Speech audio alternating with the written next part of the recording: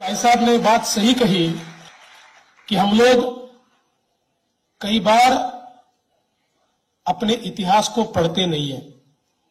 मैं तो आज आपको आश्वस्त करता हूं कि हम ये जरूर प्रयास करेंगे कि महाराष्ट्र में हमारे बच्चों को शहीद हेमू कलानी का इतिहास पढ़ाया जाए।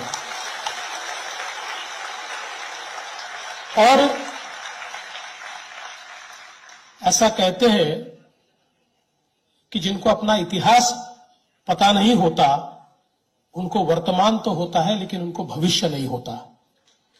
और हमारा दुर्दैव ऐसा है, पहले हमारा इतिहास अंग्रेजों ने लिखा और उसके बाद हमारे यहां पर जो नए अंग्रेज, भारतीय अंग्रेज पैदा हुए लेफ्टिस्ट माइंडसेट के, उन्होंने बचा हुआ इतिहास लिखा।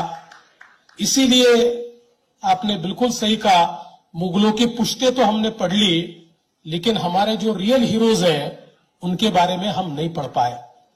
पर अब परिस्थितियां बदल रही है और कई लोगों को लगता है कि भारत का इतिहास तो ये मुगलों के आने के बाद, अंग्रेजों के आने के बाद शुरू हुआ, लेकिन अब दुनिया भी इस बात को मानती है कि केवल भारत का ही नहीं, पूरे दुनिया के इतिहास में सबसे पुरानी कंटिन्यूअस सिविलाइजेशन, सबसे पुरानी सभ्यता ये सिंधु घाटी की सभ्यता है।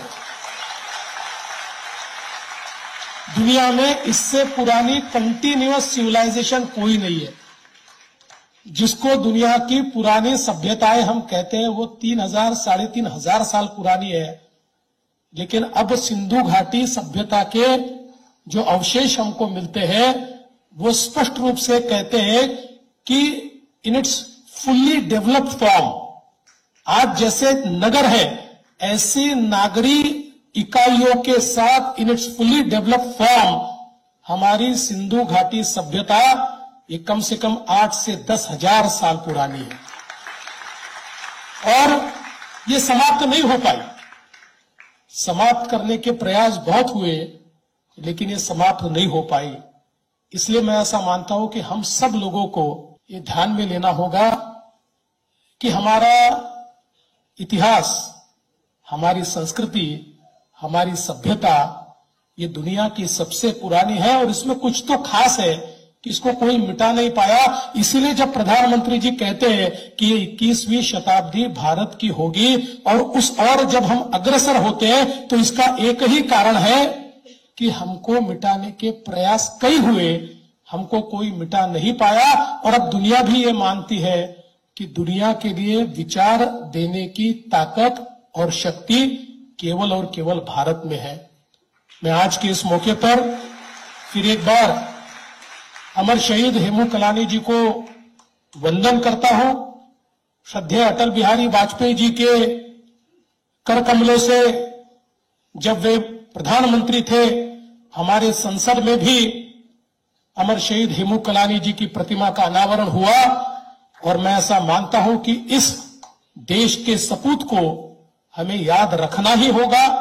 100 साल, 200 साल, 300 साल, जितने साल चले जाए, क्योंकि उनकी शहादत से ही आज हम लोग स्वतंत्रता का अनुभव ले रहे हैं, हम लोग आज चैन की सांस ले रहे हैं। तो उनको भूल जाएंगे तो मैं ऐसा मानता हूं कि हम लोग आगे बढ़ नहीं पाएंगे।